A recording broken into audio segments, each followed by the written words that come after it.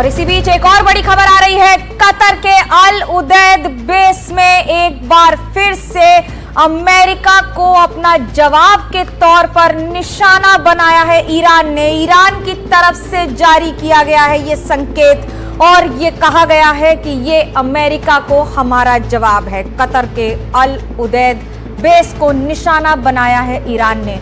पिछले 48 घंटों में ईरान की तरफ से बार बार यही बयानबाजी आ रही है और यही बयान दिए जा रहे हैं कि अमेरिका ने जो उनके 3 न्यूक्लियर ठिकानों पर हमला किया है, जो नुकसान पहुंचाया है, ये उसका जवाब होगा। और जवाबी कार्रवाई के तौर पर अब ईरान ने इराक में मौजूद जितने भी एयरबेस हैं, करीब 19 एयरबेस हैं, उनमें करीब 6 पर हमला किया है। ये अमेरिका को हमारा जवाब है।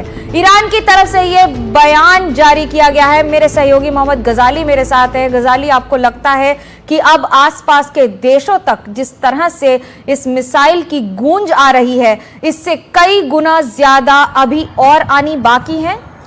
देखिए, मुझे नहीं लगता कि अब ईरान इससे ज़्यादा कोई अटैक करेगा फिलहाल, क्योंकि उसको एक जवाब तो मतलब अमेरिका को एक जवाब तो उसने देना था अपने यहाँ की न्यूक्लियर फैसिलिटी पे जो अटैक हुआ है उसके जवाब में।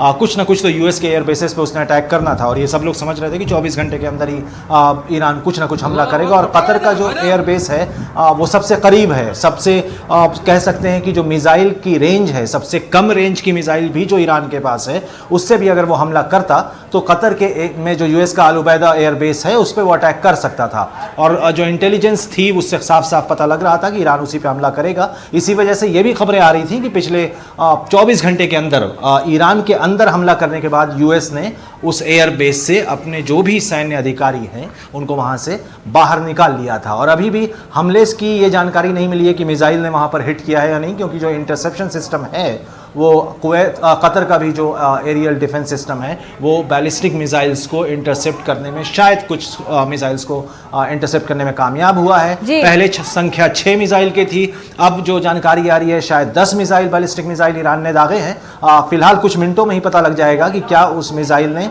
वहां के एयरबेस को हिट किया है या नहीं। साथ ही ये भी समझने की बात है कि कतर और ईरान के रिश्ते अच्छे हैं और ये हमला कतर के खिलाफ नहीं देखा जाएगा बल्कि यूएस एयरबेस के खिलाफ देखा जाएगा।